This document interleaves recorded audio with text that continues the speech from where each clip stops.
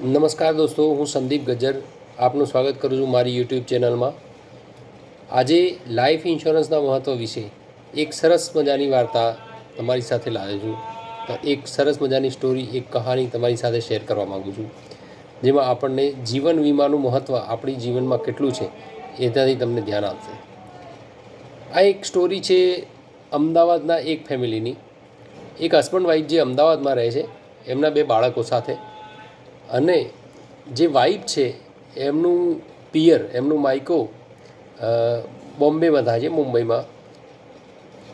એક વખત એવું બને છે કે વાઈફને એમના પિયરથી પત્રિકા આવે છે, કંકોત્રી આવે છે. એમના ચચેરા ભાઈ, એમના કાકાના દીકરાના મેરેજ હતા. તો વાઈફ હસબન્ડને કહે છે કે આપણે આવતા મહિનાની ફલાણી તારીખે જવાનું છે મુંબઈ, તો તમે ટ્રેનની ટિકિટ બુક કરાવો. હસબન્ડ કહે છે ઓકે, આવતીકાલે ઓફિસથી ઘરે આવતા હું ટિકિટ બુક કરાવી દઈશ. હસબન્ડ બીજા દિવસે સવારે ઓફિસે જાય છે.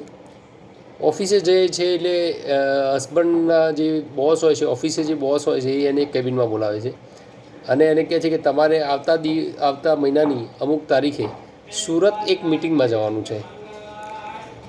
એ મિટિંગની તારીખ એ જ તારીખ હતી જે દિવસે હસબન્ડને મુંબઈ એના કાકાના દીકરાના મેરેજમાં જવાનું હતું.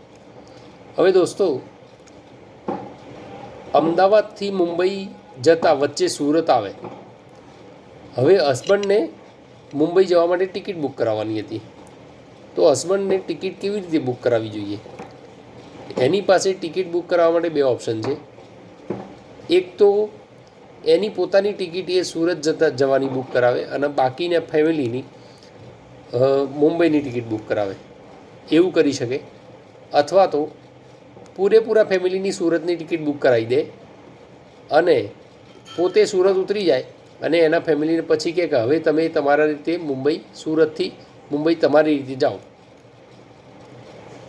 આ બાબતે હું તમને ક્વેશ્ચન કરું છું મિત્રો, કે હસબન્ડે શું કરવું જોઈએ? પહેલું ઓપ્શનથી જવું જોઈએ કે બીજા ઓપ્શનથી?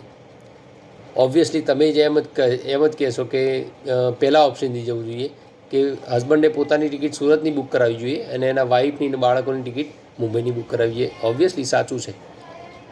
પણ લાઈફ ઇન્સ્યોરન્સની બાબતમાં પણ એવું જ છે, સેમ જ, કે પોતાના પરિવારની જવાબદારી તમારી પોતાની છે. તમારા પરિવારની જવાબદારી તમારી પોતાની છે. હસબન્ડ મુંબઈ જવાની ટ્રેનમાં સુરતથી ઉતરી જાય છે તો બી એના પરિવારને સેફલી મુંબઈ પહોંચાડવાની જવાબદારી કોની છે? એના હસબન્ડની છે.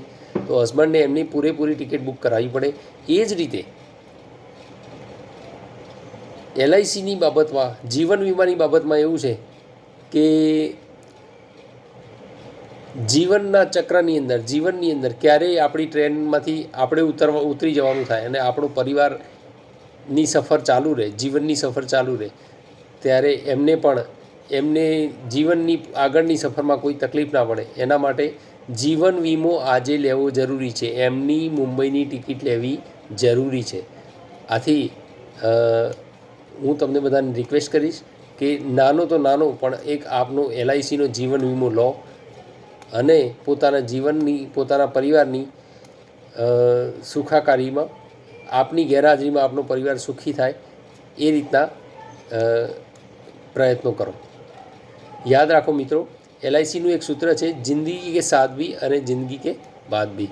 એનો અર્થ એવો થાય છે સામાન્ય રીતે કે LICની પોલિસી જે તમે લેશો એ જીવન જીવતાની સાથે તો તમારા ઉપયોગમાં આવશે જ, પણ જીવન જ્યારે નહીં હોય, તમે આ દુનિયામાં નહીં હો, તો પણ તમારા પરિવારને એ પ્રોટેક્શન આપશે.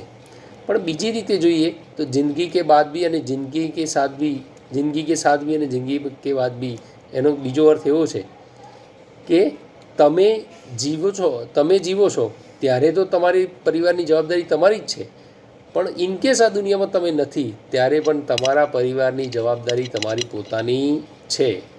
તો LICનો એક નાનો જીવન વીમો જરૂરથી લો. વિડીયો ગમે તો મારા વિડીયોને લાઈક કરો, સબસ્ક્રાઈબ કરો. Thank you.